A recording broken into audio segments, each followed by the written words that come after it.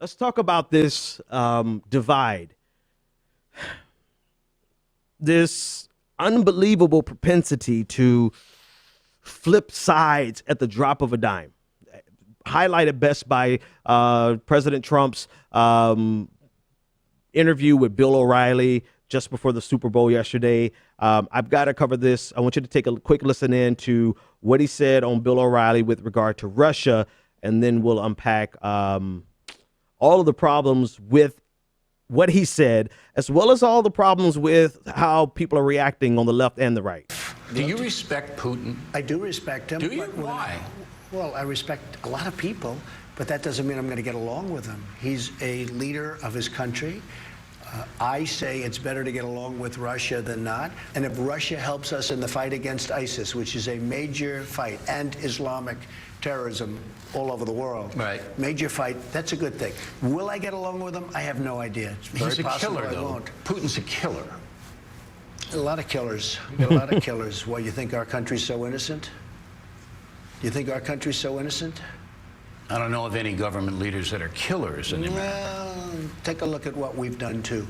We've made a lot of mistakes. I've been against the war in Iraq from the beginning. Yeah, mistakes are different than... A lot of mistakes, okay, but a lot of people were killed. So a lot of killers around, believe me. Let's talk about Mexico. All right.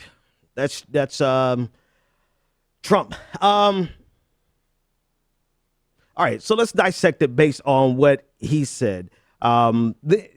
There is, I want to put this at the top, not because I have to, but because it should be said. There's clearly, there is a difference between a political leader being implicated in the assassinations and the attempted assassinations of his immediate political rivals and a country going to war on false information. Now, is one better than the other? I'm going to let you decide that. But there is a false equivalence that Donald Trump drew here that has to be pointed out. And I've pointed it out. Let me go to the next part. The next part is this. Liberals, do not use this as an occasion for you to become super patriotic and whitewash America's very problematic past. And I'm going to say it like this. Donald Trump is wrong on 99 out of 100 things.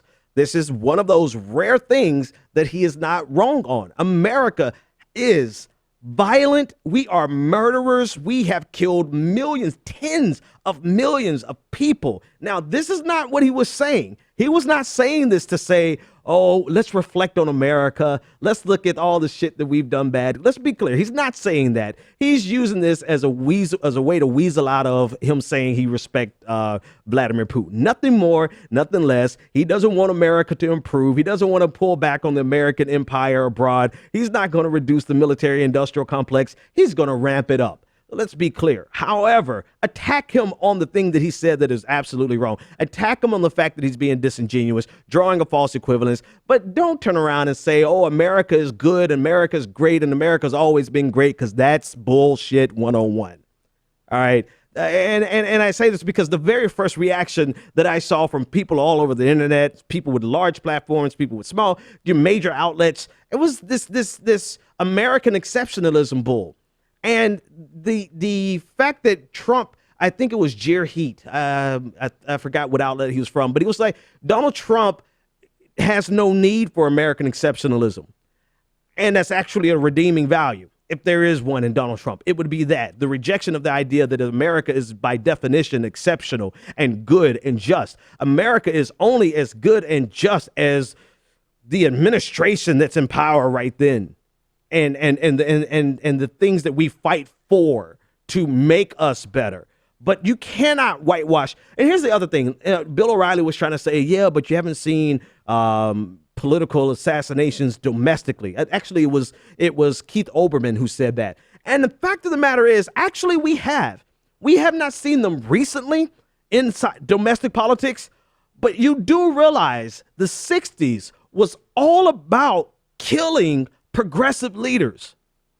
I mean, one after another, just gunned down, assassinated, straight out killed, and all to the point where all we were left with were either conservatives or what was going to emerge to be neoliberals. But progressivism was assassinated in the 60s. So we have a very rich history in political assassinations, or the assassinations of political rivals. Now, whether or not it was the individual, person in office in power, like Vladimir Putin doing it or issuing it, I don't know. I'm not even going to go there, right? But the fact of the matter is America is drenched in the blood of progressive political leaders. We're drenched in the blood of Native Americans, African Americans. We're drenched in the blood of just of all the nations that we have exploited internationally. America is a bloodthirsty empire.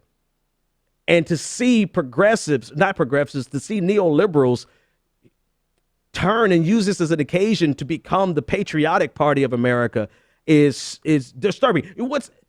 Enough of them. Here's the other side. What is equally as disturbing is to see the extent to which Republicans are not going to call Donald Trump out on the same thing that they would have destroyed a Democrat over.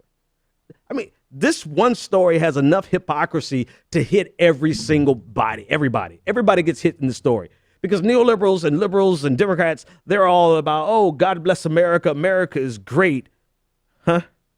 And then now Republicans are like, well, we're just not even going to comment on it. They're not going to comment on it because they can't bring themselves to actually call Donald Trump on the carpet.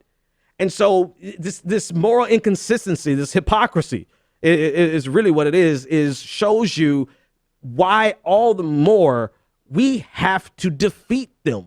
We have to get them away from power.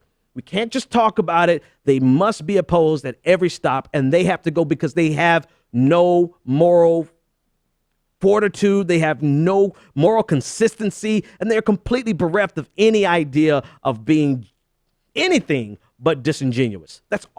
This is what they are. And for consideration, consider this. Mike Pence, the vice president, in response to President Obama's first term, where Republicans were like, oh, he's doing an apology tour. He doesn't believe in American exceptionalism.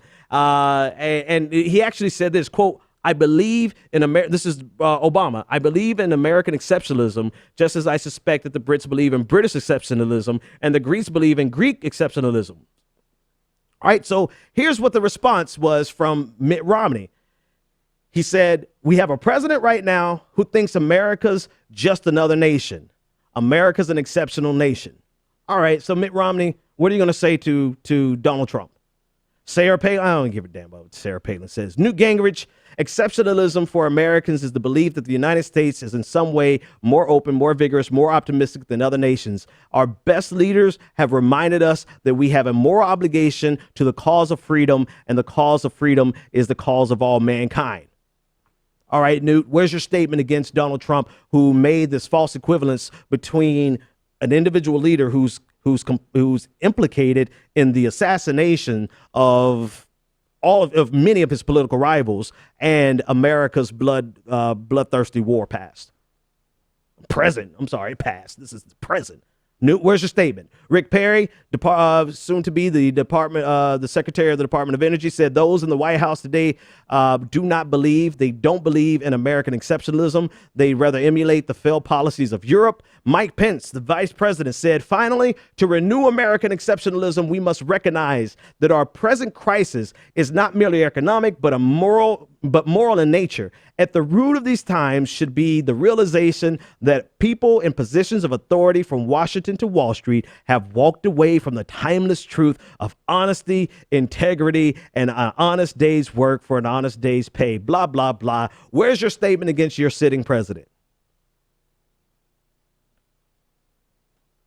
Or maybe, just maybe, and I don't know that I'm ready for this, but maybe Donald Trump is going to force Republicans to dismiss this idea of American exceptionalism.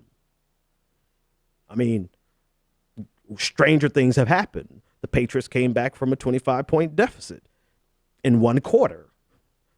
Stranger things have happened. Maybe Donald Trump, being as insane and just unpredictable as he is going to force conservatives to give up this idea that America is by default good.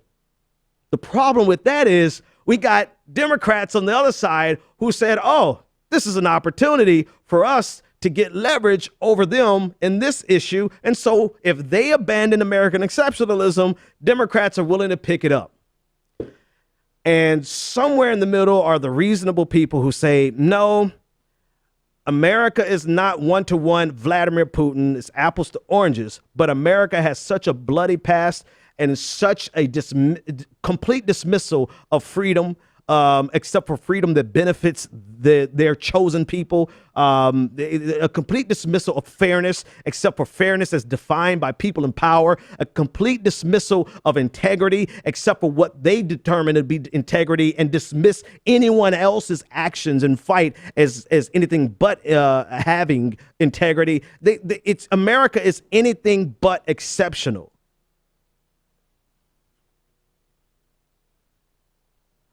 And I love America because it's my only home. But we have to be sober about who we are and what we've been.